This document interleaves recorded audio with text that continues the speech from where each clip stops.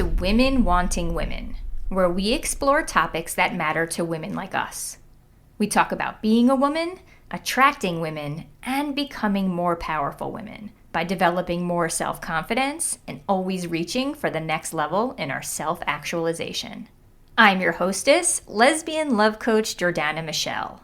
And if you're interested in finally finding the woman of your dreams so you can be best friends who learn and grow together, share dreams together, have adventures together, and share passionate intimacy together, then also check out my website, womenwantingwomen.com, because it's packed with free resources that could help you.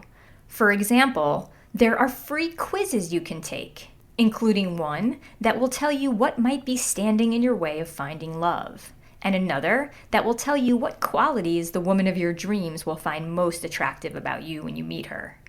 There are free video tutorials you can watch that explain why women do the things they do and how you can navigate the frustrating world of lesbian dating with confidence, even if you're feeling lonely and desperate. There are free guides you can download to learn the secrets of how to avoid rejection, heal from heartbreak, and find epic lesbian love. And there's a free matchmaking survey you can fill out in case I already know the woman of your dreams. All of that is available now on womenwantingwomen.com. And if you want lesbian dating advice from me more often, follow me on Instagram at jordana.michelle. But before we go any further, I have a question. Who's the first lesbian friend you text when you meet someone new or match on an app or get back from a date? Well, during the years I was single, between breaking up with my ex and meeting my fiancé, that person for me was Bárbara Arredondo Ayala. But in addition to being an amazing friend, Bárbara is also an incredible badass and a cultural leader in Latin America. And everyone in the queer community can be proud that she's one of our own. And in this episode of Women Wanting Women, I talked to Bárbara all about her own history of how she's been pushing boundaries and making an impact on the international stage ever since she was in her early 20s. You can learn more about her and follow what she's doing on Instagram at Bárbara Arredondo Ayala. But before you do, stick around for all the wisdom, inspiration, and unforgettable stories she shares with us here. Bárbara, I am so happy that we're finally doing this. I'm so happy to be here, Jordana, at last. At long last. Such an honor. So why don't you just start by introducing yourself and sharing a little about your background and what you do and what you're up to. Of course. I'm Bárbara. I am from Monterrey, Mexico. I was born and raised here. I live between Monterrey and Mexico City. And I call myself, I'm an activist. I'm a producer. Also, I've been also an entrepreneur. And I love storytelling. I love finding stories that are worth sharing with others, stories that make us grow, that make us feel inspired, that make us learn new perspectives about ourselves and others. And for me, finding stories that inspire us and challenges us are the main driver of what I do. And you've been doing this since you were young, right? Is there a story about you ending up in Davos or something as a relatively young kid as a journalist? Yes, it was. I started off as a journalist. My major was international relations, and that's where I realized I loved writing. And then I started working as a journalist in the first online media in the country at the time, which was very innovative. I was 23. I got to interview very cool people and write about very interesting issues such as climate change, social justice, emotional intelligence, politics. I was very lucky. I had the chance to write basically about almost anything I would be interested in. So what actually got me to Davos, it was a couple years later. And I'm gonna explain how I got into being a journalist to curating and creating summits and conferences around the world. I'm from San Pedro, which is this city in Monterrey that is very conservative. It's known as one of the wealthiest or the wealthiest county and safest county in Latin America. And around 2008 to 2012, We had a president at the time who called out a war against drugs. So organized crime was everywhere across the country, and we in my city we had never witnessed or experienced, as an example, let's say we had a curfew at the time. We had soldiers patrolling streets that were never patrolled by the army. So it was a very scary time. I was still in school and also working half time as a journalist. And it was a sad time because the narrative everywhere was these people who belong to these organized crime groups should just be killed, or they weren't we weren't even analyzing. Many people weren't even going to the root as to why this crime was happening, right? The conversation around education, access to jobs, access to a better quality of life, it was just a part of it. So I really thought deep in myself that there were people who surely had transformed their cities and their countries even during worse times than what we were going through. So as a journalist, I set up myself on a mission of finding those people who were the 21st century's change makers, and who probably didn't dress as those role models we grew up with in the 70s or 80s, but that were inciting change. And in doing all this research of who were those change makers, I came across a profile written by Zainab Salbi, who was the founder of Women for Women International, and she's this Iraqi activist whose father was Saddam Hussein's personal pilot.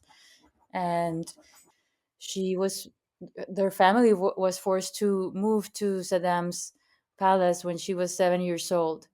And when she turned 19, her mother noticed Saddam was giving her the look, as if he wanted her to be part of his harem. So her mother arranged a marriage for her, and she had to marry someone in the US. And it was a dreadful marriage. 3 years later, while she was studying, the war in Bosnia broke out, and she remarried someone else. And instead of planning a trip with her new husband, she decided to go to Bosnia and help a group of women. And I thought that was very inspiring. She didn't know the language, she didn't know the full context of many things. And that's how she started Women for Women International. And when I met her, the organization was already working in 8 war torn countries, helping women survivors of war, giving them financial tools and also emotional support to begin their own businesses.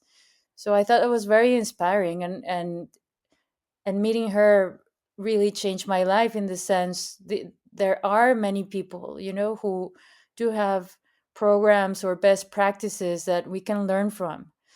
So that whole year, that was 2009, I got to interview economists such as Jeffrey Sachs, or the US business editor for The Economist, Matthew Bishop. And just learning from a variety of profiles, I got to go to COP15, which was the UN's climate change conference, the first one that became very relevant in terms of media attendees, heads of states assisting. I think I was one of the few, less than 5 Mexican media presence. At the time, I got a grant from an organization that was inviting journalists from around the world to be part of the conference. And I got to meet all kinds of people, from just being side to side next to Daryl Hannah or Tom York from Radiohead, or the head at the time of Greenpeace. And I was very young. I was 25, 26, and that was very inspiring for me. So it was a lot of opportunities throughout the year of learning from all these different voices from all kinds of spaces. And after when I met Zainab that summer, that's when I knew I wanted to do a conference. I wanted to create a space where I could step out from the journalist side and I could tell stories in a live format as a producer, bringing all these people in and having an audience learn directly from them, hearing their own stories. And, where my bias as a writer wouldn't be interfering with that connection they could create between each other. So fast forward a couple months later, 2 months later, I got invited by an organization to work with them. They saw my interview with Zainab. I said yes. I had never done a conference in my life or organized even a party, I guess. And there I was, a couple months later, putting together a summit for 6,000 people, and talking about nonviolence and social justice, education, economy, etc. And that was a very enriching experience. I got to do that 2 years, and also advise a couple of projects in New York and one in India. And now, in hindsight, if I think about it, I was 28 when all, in between 27, 28, when that happened. I was having access to, high level spaces or conversations that really fed my, not only my brain but my soul, in terms of what we can do as human beings when we have the right words and when we're in the right kinds of spaces and conversations to envision change. Yeah, I love your approach. First of all, it's tragic to have been living in a place where when you only knew peace and comfort and safety, and then to see that turn around must have been so terrifying. But I love your approach where you thought to yourself, what we're going through is bad, but it's not as bad as other people in history, and people have been through worse and they found their way out. And so, if we can focus on that and what they did to turn things around and make it better, and we find those change makers, there's a lot of wisdom to be found there. And I love that. And it's so cool how then you brought yourself, like, with those questions to meet all these great people. And this woman, Zainab, sounds amazing.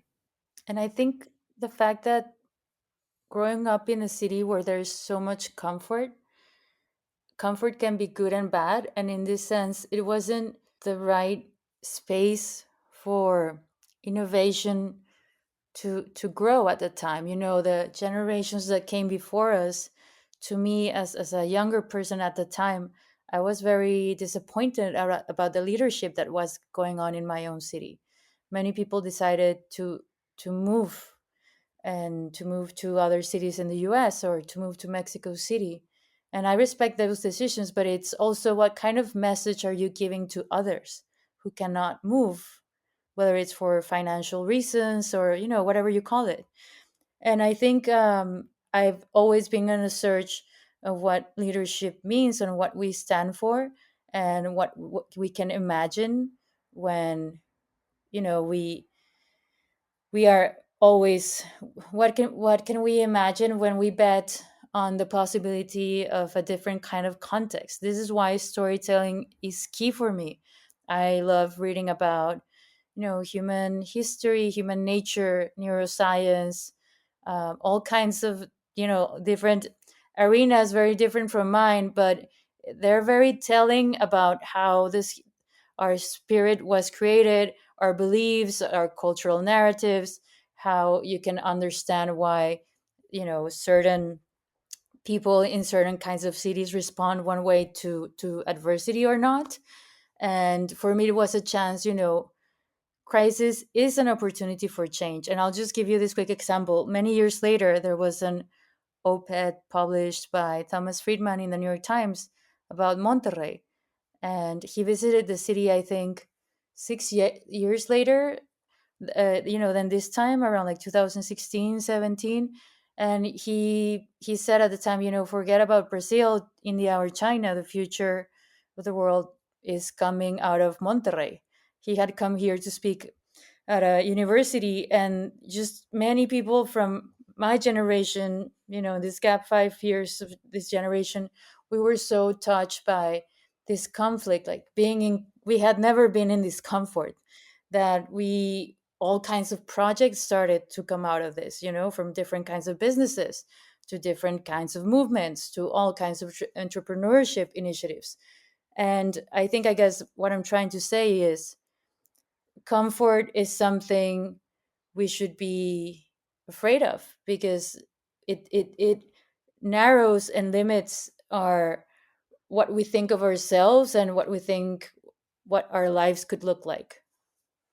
I think there's a lot of wisdom in that, but I would love to see people afraid of comfort when it means they're not challenging themselves. Obviously, I'd rather not have a lack of comfort be associated with violence in the streets or unrest in a society or the kind of things that more vulnerable people can't protect themselves from. So the kind of discomfort that comes from challenging ourselves is great, but what you guys had to go through to meet that challenge. I know, I wish we hadn't had to go through that to realize what we could be capable of. Yeah. But yeah, that's in a it's such a cool background about how you ended up starting your first conference. It just seems like such a big thing to have tackled all by yourself. There was a company that hired you to do it. Is that what it was originally? You were working. There was a group here, an organization that had put on their first conference, and they asked to show the interview I had made to Zainab Salvi.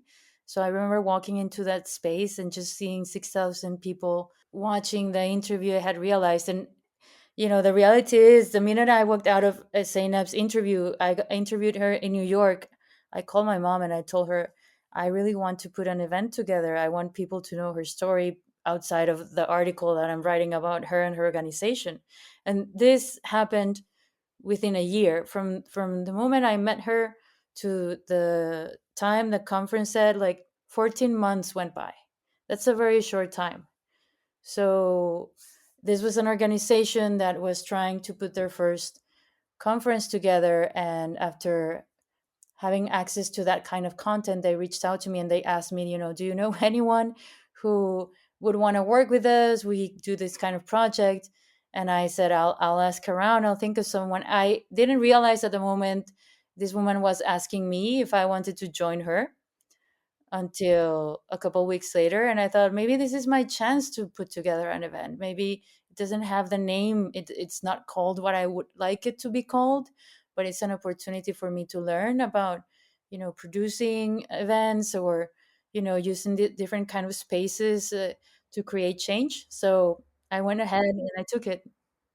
Yeah, it sounds to me like it was exactly what you had asked for in your mind, right? You said you wanted to do it, and then someone handed you, even if it wasn't the exact opportunity, it was clearly a parallel opportunity. And yeah, that's so cool that you went with it. So then what happened from there? Everything happened. Everything and then some. It was a very special conference because we had lots of teachers as attendees, students, many people connected online. This is 2010. It was at a time where it was very new for things to be live streamed and to have this kind of access. I got invited to advise some things in New York. And it was a very special moment because for me, what was the most rewarding was watching people heal from different kinds of issues and things, or seeing how they got ideas to start new things, or even creating the spaces on the side for the different partners or key local leaders to connect with the people who were visiting us and maybe embark on a new project. That was for me what it was all about. How can we make the most of everyone's time and actually build something, if that's what we want to do? So I realized I loved doing that. I realized it was a big responsibility because ultimately, when you create a space where you in a way are trying to share hope with others, and when people feel alone, hopeless, or helpless, as a human beings, we are a very fragile state when we feel lost. So for me, it was very important to respect that place where as a city we were in, and what can I do to give you the most value and give you an array of messages that can help you in what you need, whatever that is. So what happened is that I did that for 2 years, and I realized I wanted to do things in my own. Being part of that organization was wonderful, but also I wanted to be more vocal about other things. For example, I believe when you create a space, however, whatever the size that space is, when you have an audience and there's a task at hand, there's always the option to create a call to action. You know, you can invite people to do something, give them the option to use their time for whatever. And I wanted to do that. So I decided to leave that organization and create another project, which at the time was called I Am Here. It was very much inspired by Zainab's work. And it was basically a program where we invited women I admired from different kind of backgrounds. So from Patti Smith, who's a musician and punk singer and writer, to Abby Disney, the filmmaker, Alice Walker, author of Color Purple, Zainab Salbi, Jennifer Siebel Newsom, who's a filmmaker, and she's now California's first partner. This was in 2012. And we paired them with local leaders. So from Alicia Navarro, who was one of the first women in the city to create her own NGO for children who had some kind of cerebral paralysis. We didn't have any organizations that attended that, and she started the first in the 70s. So it was beautiful to see for us locally to pair women on that same stage and honoring each without creating any kinds of differences. It was an important message for the audience. And we also gave them spaces where they could connect in different workshops. It was a 4 month program, and also the opportunity to participate in 5 community building projects. So throughout those 4 months, we kicked off in August and showcasing what the ask was from these NGOs, and we had to fulfill that goal by December. And to see women, the audience was targeted to women who were decision makers, who either because of their positions they had access to resources or some sort of influence. To see this kind of women who wouldn't leave the neighborhood or the county out of fear, right, because of security or safety reasons, going out of their counties, visiting other parts of the state, and seeing they could enable change for themselves. It was huge. After that, I took that program to Mexico City, and it was in a different format, and I opened it to youth and to men. It was very important to for me to open these kind of spaces back to men as well, and involve a lot of more youth. And I created this partnership with like the largest jail for youth for both young men and young women. And we had them attend in the audience as any other audience member would attend, and get a chance to listen to all this kind of content In person or streaming? in person. That's amazing. Yeah, the theater, we had them on the second level, and they attended with all these guards, and they were cuffed.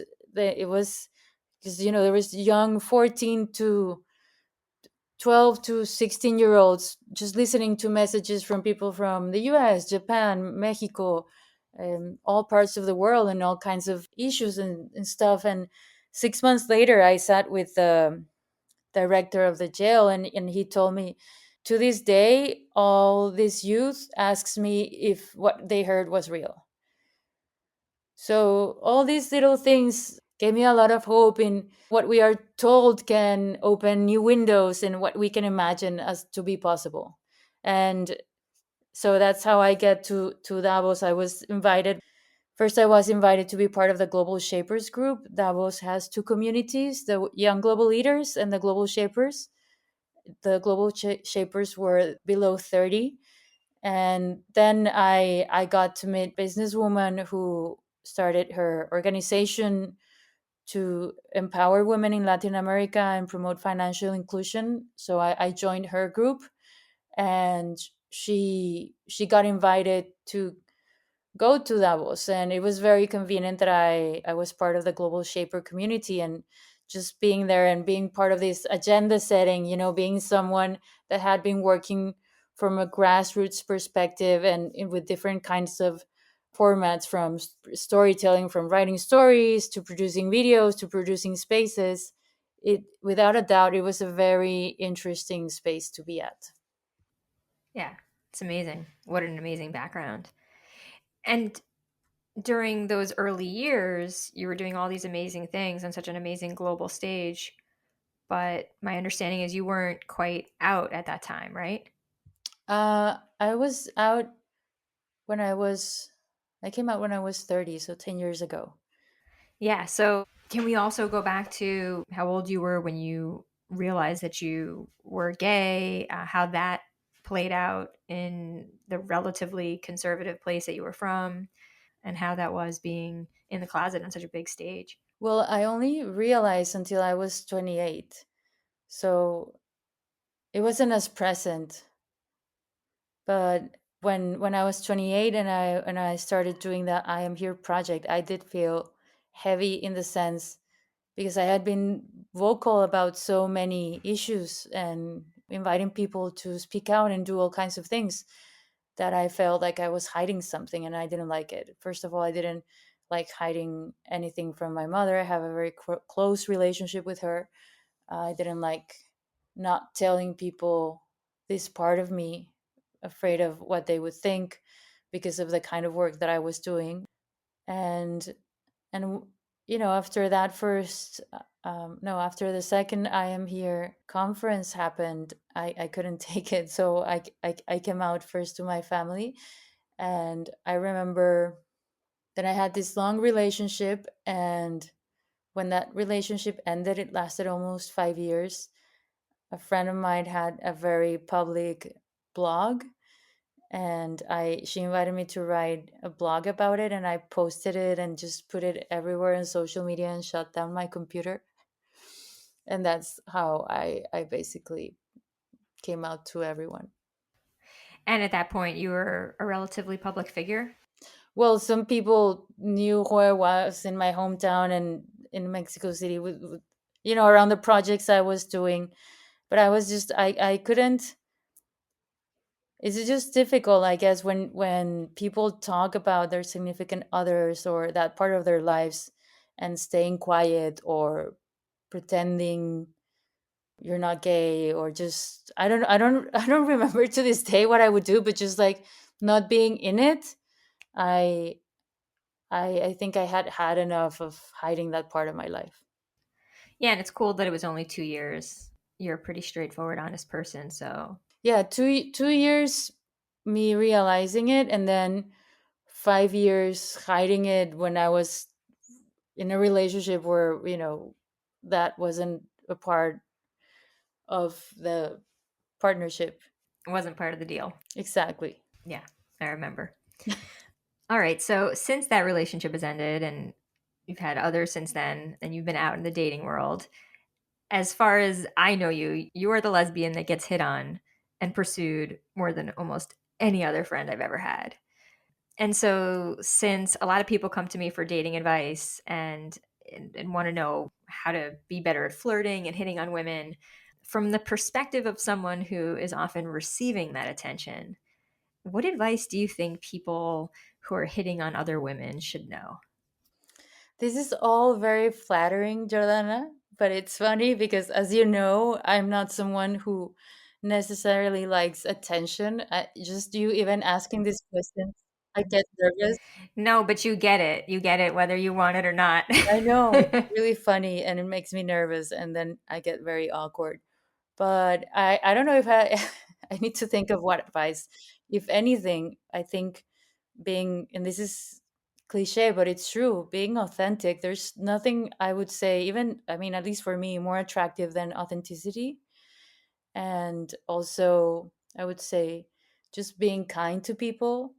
I think sometimes how flirting and dating has been portrayed in film or media, I don't think there has been necessarily like accurate portrayals of like what a healthy flirting thing looks like. Even myself, like I remember when I would be hit on, I was like, what is this pickup line? This is so bad. So for me, anything that, I guess, anything that feels natural to you in the sense where it's effortless and you are genuinely interested in what the other person has to tell you, I think that's the most attractive thing. Where one of the questions I made myself when I started dating is, I'm just gonna sit down when I go out and enjoy the conversation, and also make sure I'm checking in with myself to see how I feel when I am in this space with this person. How am I feeling? I'm feeling happy? Am I feeling nervous? Am I feeling, insecure? Do I feel like I have to say something smart? I remember I once went on a date with someone, and I went to her home, and she had bought all of these magazines, like economy and politics magazine that I know she didn't read, but I thought it was like cute. Like, I didn't make fun of her. I thought it was cute and funny, but I know she didn't do that, And I'm not saying I don't acknowledge the effort, but also is, I guess, what makes us attractive to other people is exactly who they are. They don't need to pretend to be something that they're not, because honestly, also at the end of the day, you cannot pull that off forever. And it comes off as annoying more than cool. Yes, Whereas someone just, even if one might be afraid that they're dorky, if they're being their genuine self, it's never that. It's just sweet and charming and adorable. exactly. And if you're dorky, and that's amazing. Like, I think It's better than fake exactly anything is better than fake. and trying too hard, because that's the opposite of natural. Correct. What comes natural to a person. Correct. And also, I think I would add one last thing. This allowing the listening part to people, it's it's just allowing the space for silence and to the flow. I guess sometimes when we're nervous, we talk a lot, because we are nervous with someone we like, or we do things we wouldn't normally do because we're nervous. And I think it's really putting in the effort of creating the space for authenticity to flow, where you take time, you pause, you if you're walking down the street, you walk enjoying the moment. There's something that's very important. This applies to anything, not only dating. Time never comes back to us. We never get it back. Like, not one single moment will ever be the same. The first date will be completely different from the second, then to the year of dating. So taking in the enjoying every part of the process, I think, is it's also it's fun, having actual fun when you're dating someone. Hell yeah. What's also good about allowing for the silence and and being in the moment is that you can have a better chance of checking in with yourself and seeing how you feel, like you said. Yes, and also, of saying no if there's something you don't feel like. If someone says, "Oh, would you like to go to this other bar and once we had dinner?" and you don't feel, no, thank you. It gives you a chance to really decide what you want for yourself. Yeah, absolutely. I honestly have never understood the hitting on me part, because I wish, sometimes I wish I would actively pursue it. But I think just in general, being kind to people, I've learned now, can be attractive. I realize how there's a lack of kindness in general. There have been times where I haven't been hitting on someone, and it's just being kind, and it has come off as confusing. And I think about it a lot. Meaning that you were just being nice to someone and they Yes, got confused and thought you were hitting on them. yes, Because you giving them attention at all and being nice, they mistook for romantic interest. yes. And genuine attention, following up on someone I just met, who one day tells me they had a migraine, and I ask them the next day, "How's your migraine doing?" It's very surprising to realize how many people feel that the people around them aren't there for them, or don't show this kind of, "How are you feeling today? What's new? What's going on?" And my hope is that beyond the flirting and whatever, that we genuinely care for whoever we're having a connection with at the time. Yeah, absolutely. Do you have any thoughts about lesbian dating and relationships that Yes. yeah, all right, let's What hear what it. kind of thoughts? I don't know. What do you think? Just insights that you can share, things you've learned. Hi. I've learned that it's best to, when you can see from afar that conflict is coming your way and you have a chance to avoid it or run in the opposite direction, run. Is I don't know what it is. You tell me, but sometimes this push and pull of, especially for first time relationships, they can be so, all these things that they say about women, like the U-Haul. I never wanted to do that. For me, it's more when I've had these moments where where I would talk to people for some time, and then next thing they would say is, what would you do if I show up in your place with my luggage? And I go, you don't even know me. Like, why is it's so strange to me to think that anyone would immediately want to move in with someone. I myself am slightly guilty of the U-Haul, but I think for me, it had more to do with the fact that when I was single and I'm rather picky, I would be alone for a long period of time. And then when finally someone came along that was just as excited about me as I was about her, and we both were on the same page, to me, there seemed no reason to beat around the bush or wait. It just, I kind of would jump right into relationships at that point, and I've always done that. And Amanda and I, my fiance, we same thing, as you know. Perfect match. Yeah, but I know you take longer. I know you. We talk all the time. I know you take longer to. I do, because I get so nervous. Even this is, I get nervous. Everything is, I appreciate my alone time so much that also, it's important to mention, after the fact that I had a long-term relationship, and we shared a home together and all these things, that just being more mindful and intentional who I share my time with and space with.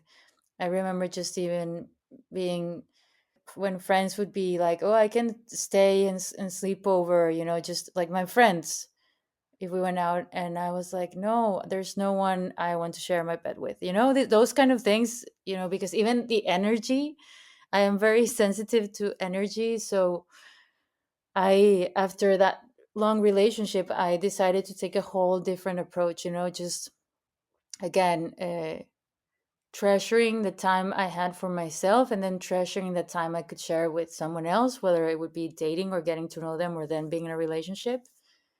But it has been, as you know very well, a journey to get to this thought.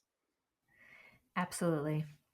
So, what advice do you have then about energy? What do people need to understand about their own energy, about how other people might be experiencing their energy, and about what they can do with their own energy if it's not in the place they would want it to be? I think that's the most important step, to make sure, if especially you want to go out there and start dating, to make sure you feel comfortable in your own energy. I always think that it's important to truly fall in love with yourself first and with anyone else, to truly, make sure you're having fun by yourself. But let's pause. Let's double click on that though, because people feel so insecure, and we make mistakes, and we don't always love what we see in the mirror, right? There's so many things that could stand in the way of someone knowing how to take that advice. So, It's do you have any true. steps, anything actionable things people could do? It's important to start with small things, and I have felt that way myself at times as well. But I think in the tiny victories, the small triumphs that say, if, overall you had a terrible day, but you had this one moment where you had a nice walk because the light was perfect and the sun was shining in a beautiful way on the trees. When I felt down, I tried to make this mental note of, I want to feel more like this. And how can I create a little bit more of that? And it's with small things, even if that is, I had a nice talk with this one friend. So even these conversations, and when you don't have as many people in your life, but how can you start creating them with yourselves, with your own self? How can you start looking at yourself in a different light? For example, in my case, I remember after that relationship, I thought I wasn't going to meet anyone in my life. I was really depressed, and I thought this is the end for me. And it's important, we're going through those moments, to give ourselves the benefit of the doubt and be open to things actually being different. We really need to feel from the inside that maybe that one day you will have a nice date with someone, and that doesn't mean that needs to turn into a relationship. That's the other thing I've learned. There's moments where you can fall in love with someone for a lunch, for whatever that lunch went on, for the dinner, for the afternoon. And there's kinds of like love affairs that take different forms. So going back to the energy is just, how can we instill more of love in our lives in all of its forms, and not expecting anything in exchange. I like the idea of being open to things being different when we're in a bad place, right? We don't know how things can be different, but just being open to the idea that it might. And I liked what you said about starting small and noticing just small, beautiful things like a beautiful sunset while you're taking a walk. Another coach and mentor that I love, Annie Lala, who's been on the podcast a couple of times, she often talks about how when we just appreciate beauty, if we're watching a movie and you see a character on screen just appreciating a beautiful moment, anyone who's watching that can will like that character because humans like that, right? You're happy for that character. We all can relate to that character, and there's a part of us that loves that character because we've all, been in that moment. And so she said that just appreciating beauty, just appreciating that sunset like you did, we become in that moment more likable, more beautiful as a human. And if we can catch ourselves appreciating beauty, we can feel good about ourselves bringing more beauty to this world in kind of a meta way. And so it's sort of Definitely. exactly what you said in just different words. I love that. It's true because, and again, this is why role models are very important. In a way, they're an example of hope. To see someone else enjoying or being able to transform a situation in a way maybe you wouldn't have imagined. It's a point. It's a different starting point to see someone can do it. There's a very interesting study in neuroscience that says that when we are reading whatever it is, like it's a novel, it's a book, an article, when we take in that information, our brain, how it processes the information in terms of visualization is, we see ourselves at the character in question. Like the part in our brain that activates is the same part of the brain that would activate as if we were doing that action which we are reading about. Right, like mirror neurons, where Yes. it's like we're experiencing it. Yes. So it's like you're building this muscle. So what part of my work, and this is why also it's the kind of work I'm trying to do, is what kind of content are we feeding ourselves, our brain, what kind of muscle, what story are we feeding it into, what's possible, right? So especially when we're feeling, sad and alone and depressed, if we feed it more of that, our brain is gonna, that's what it's gonna believe, that there's only room for that. But if we feed it stories or examples that make us feel a little bit of joy, a little bit of hope, a little bit of love, it's like building on that muscle that one day your brain can and will want to create that kind of world, inner world for you. Right. Since we have mirror neurons in our brains, we can improve our energy by focusing on stories that inspire us. But also, you could think about stories in your own life and like write a list asking yourself, what are some times where I was proud of myself? And you make a list about that because those are your own stories in your own life that when you're feeling bad can make you feel better. Or what are some stories of times when you were happy? And what are some stories of funny jokes you shared with people in the past? Yeah, that's a great idea. And also the dark moments, like who told me I wasn't a funny person and what was the situation? who told me I couldn't aspire to be more than I thought I wanted to. Like identifying the messengers of that, that helped build these negative beliefs around you that they're not really yours. Right, because you want to know what are the negative beliefs, right? And Yes, then where do these come from? Because is this even true? And does this serve me? Is this good for me to think this about myself? And where does it even come from in the first place? Where did I learn this? Who taught me this? Why do I think this? exactly. So, as one of just the most connected people I know, what advice do you have about attracting other people to want to work with you, to want to be a part of your life? What advice do you have about that? I think it's very important to be clear about what you're asking for.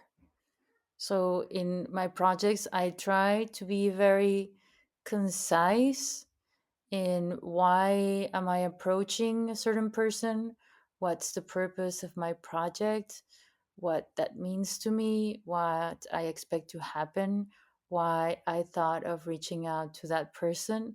So that clarity, I think, is it's priceless, because then you also, when you're clear with all of these different aspects of this approach, it's creating the space for the other person to decide if it makes sense in their own worlds, and just being very transparent in what your expectations are and why you're knocking on that door. Yeah. All of my projects I've approached, whenever I knocked on different doors, it comes from a place of really respecting who I am approaching, in the sense I respect their time, the time they take in having a Zoom call with me, the time, whether I'm meeting them in person, they took time to go somewhere and sit down with me because I asked them. Since, again, going back to how I was saying, I am very aware that time is something we never get back. So I'm very respectful of others' time in that sense when I want to pitch them something. And then in the being clear of why them, why her, why him, is I think you would be surprised sometimes people don't hear a lot of that, that detail of, I'm reaching out because I this is what I see in you, or this is what I learned. And I think that's beautiful. It's just, even ultimately, whatever the result, just the exchange of letting someone know why you would like to collaborate with someone or why you thought about them, I think is it's already progress. Yeah, because to some extent, by sharing why they're special to you or how they've impacted you, you're giving them a gift or value, regardless of what comes out of the meeting. Yes, and I think sometimes we're afraid to send. It did happen to me for a long time. Like, we think people will say no, or we're scared to send some emails. There was a 10, 12 years ago where, I was getting to go to different spaces, and I was just very intimidated by the people I was meeting or I wanted to contact. And there were 2, 3 times where I didn't follow up with some people that I was very impressed by because I was very scared. Now I think it's silly for myself, but it really makes me appreciate how important it is to understand where that fear came from, and the fear of being rejected, or what if I wouldn't play out to be whatever expectation that that person had to myself. And the truth is, and you hear it more and more, if you realize, I put out together a media company where we're in the business of telling stories created by women from Latin America and Spain. We're trying to do different series and films. And now that I'm paying closer attention to that industry, you get to hear a lot in that space, people being more vocal that no one has a clue what they're doing. And I've also heard this in the tech space and the business space. And if you think about it, as humans, we are products of our own imagination. The world we live was invented out of imagination, right? And we all have these certain feelings in different levels of insecurity, fear, joy, excitement, nervousness. So it's, if deep down we know the other person has it, even though we're not going to talk about those things with them, but we start from that same starting point. We all have an array of emotions. You realize at the end of the day, you're talking to someone that could be more similar than you could imagine. Yeah, absolutely. We're all just sort of making it up as we go along, I guess, to some extent, and they are too. But all of us humans, there's so much that we share, right? We share the fear of rejection, we share the feelings of loneliness, we share the love we have for the people in our lives, we share regret when we make mistakes. There's so many human things we can always connect with people on. Yeah, and I think the biggest that's one part of the process. And you say, how do you attract? The other thing is being constant is very important. Following up is very important. If we actually want to see things come to fruition and happen and take place, to the make it happen part is actually putting in the daily work to see that happen. Otherwise, nothing will move, you know? If it's only an idea in our heads and there's no follow up to anything, we'll stay stuck in the same place. Yeah. And you've had a great history of executing and really getting things done. So what are you working on now that you're excited about? I'm very excited about many things. That's my problem. That's my happy problem and my worst nightmare at the same time. So I'm working on a couple of projects in Anonima Media. So Anonima is this production company I was telling you about, and I love this project because I co-founded it with Erendira Ibarra, who's an actress and activist. She was on Sense8, also the most recent film of Matrix, and This is a lesbian podcast. Let's talk about her soap opera, Spanish soap opera, wasn't she? What's it called again? The oh, she played a lesbian. Las Aparicio. Yeah, Las Yes, Aparicios. which Yeah, was the first. lesbian telenovela, right? Yeah, well, the first that had those. Yeah, that had a storyline where two women got married. Yes, If you speak Spanish, check it out. it is considered to be like the first feminist novela in a way because of the kind of issues they talked about. So the my other partner is Natasha, who's Erendira's sister. You should definitely check out Las Aparicio. It's an amazing show. And Natasha, she's a writer and producer. And it's funny because 10, 12 years ago, one of my favorite shows on TV, Erendira was starring on the show, and her sister was one of the writers. Like, I would never miss it. Like, I would come home from work and just watch it. And never in my life I would imagine 10, 12 years later I they would be my partners. I it's just like, even just me, every time I say it, I can't believe it. And I met Erendira through one of my other projects a couple years ago called Decididas. So Decididas means decision makers. And this is a platform, it's a movement where we basically tell women's stories, leaders from more than 30 industries, how the decisions they made to get where they are, and to be who they are, who they become. And we've been creating some summits. We started doing an online summit a couple of years ago, and last year we did our first in-person summit in Mexico City, where we gather more than 300 women and men from all these industries in more than 10 countries to discuss gender equality and women's economy. So we invite from economists to activists to actresses, scientists, musicians, performers, journalists, lawyers. And it had never been done before. I don't think there's any other initiative in its kind in Spanish in the world. It's very ambitious, it's very disruptive, it's exhilarating as well. And the whole purpose is, I realized, because I have different projects and I'm involved in different kinds of spaces, I realized the end the overall problematic, it's shared by all of us. And what we have been doing is, we only gather with our own groups. Let's say the lawyers, gather in their own spaces with the lawyers, and the actresses with the actresses, but we aren't talking to each other. And it hasn't been multi-stakeholder, multi-sectorial, it hasn't been intergenerational. And the fact that with this space we can bring together all these different leaders and decision makers, agents of change, who have embarked on the most innovative and impactful initiatives around policymaking in economics, or the most interesting projects in tech. And it's revolutionary. I'm very excited. We're putting our second edition for February 29th and March 1st. It's at the Four Seasons in Mexico City. For us, it's very important for it to happen there, because it's also a way of saying, all of us can gather in a place like the Four Seasons, and they've been an amazing partner. And it's a whole different experience. It doesn't even feel like a conference. It runs like a show. It feels like you're in a concert, but in a different kind of space again, because there's never been anything like that. And as you could see, it's something that I'm very passionate about, because it also creates a domino effect, in the sense, and I'll give you some context. According to CEPAL, this organization, Latin America holds the highest gender violence rates in the world.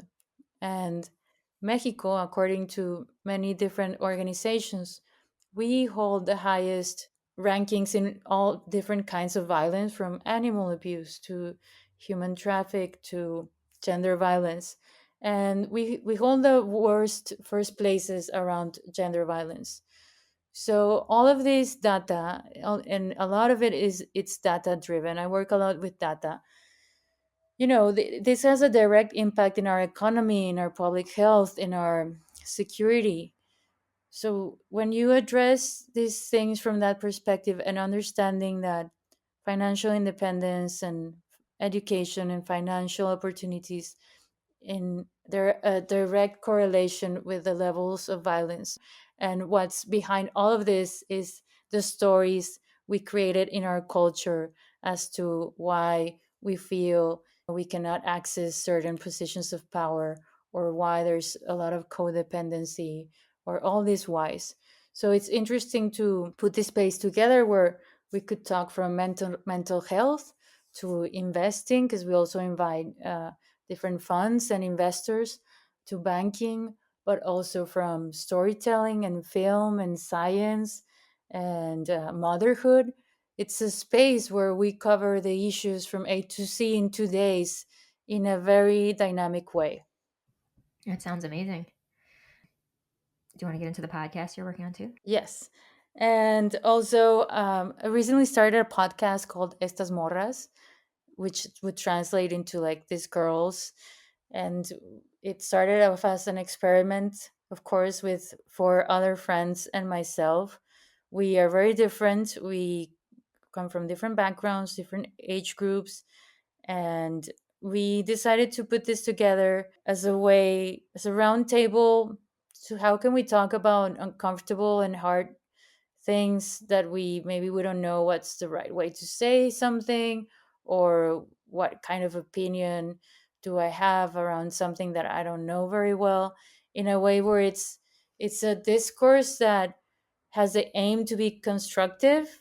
And instead of creating this space where you would rather stay quiet because you're afraid what will people, how they will shame you or whatnot, we try more to support each other. And it's also a space where we laugh a lot. In the same episode, we could laugh, and 10 minutes later we're all crying. So we go deep in all kinds of issues, from politics to pop culture to how we grew up, to dating. And it had a good reception. We entered the top 10 in the first few episodes. Now we're working on putting our new season together. So that's Estas Morras. And that's top 10 in like all Spanish language podcasts, right? Something crazy like that? Yes, it's, yeah, in Mexico, and I think we were able to get in some charts like in the US and other countries. It's very exciting. We I mean, at least I never thought in the first episodes, you can see me saying, because one of us was saying, "Oh, this is your favorite podcast, everyone that's listening to this." And I would say the three people that are listening to the show. And currently I think we have over 100,000 people listening. So it's Wow. overall, it's fun. If you want to learn Spanish, or Spanish, make sure you check out Estas Morras. And what about where people can find, and where could they go to learn more about Anónima and Decididas, everything, and Estas Moras? Where can they go to find these things? So you can go to Instagram and find Anónima at anónima.media. Estas morras, you can find us as at estas.morras.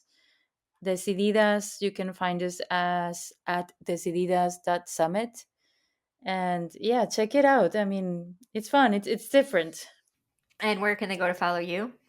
You can find me at Bárbara Arredondo Ayala. Bárbara Arredondo Ayala. Amazing. And do you have any last words or anything I should have asked you that I didn't, or anything last that you'd want to say before we wrap up that's important to get out there? I just want to say thank you, George, for this time, for creating this space. I know you've been working on this project, and it's so important to create spaces for all of us, for the LGBTQ community. It's huge. We need more of them, and you've been a trailblazer in that sense. So thank you. And I would say that if anyone here who listens to this and has been hesitating on starting an idea or a project, go for it, just for the sake of, you know, not finding yourself later in life and, feeling bad that you didn't do it. The important thing is having the experience of doing it, being constant with it, going with it and with all your 100%, and make sure you're having fun. I love it. Thank you so much for joining me for this, Barbara. Thank you for having me. I love you so much. You're the best. I love you too. Muchísimo. All right, we'll talk soon. Bye. Thanks so much for listening. If you like this episode, please subscribe, share it with a friend, and leave a review on Apple Podcasts. And if you want lesbian dating advice from me more often, follow me on Instagram at jordana.michelle. Also, don't forget that womenwantingwomen.com is packed with free resources that can help you build your confidence and have more success with dating. While you're there, you can book a one-on-one coaching session with me to get my personal support in finding the love you long for. Until next time, keep remembering that hot lesbians are everywhere, that love is real, and that the woman of your dreams is on her way into your life in perfect timing. And I'll catch you next time on Women Wanting Women.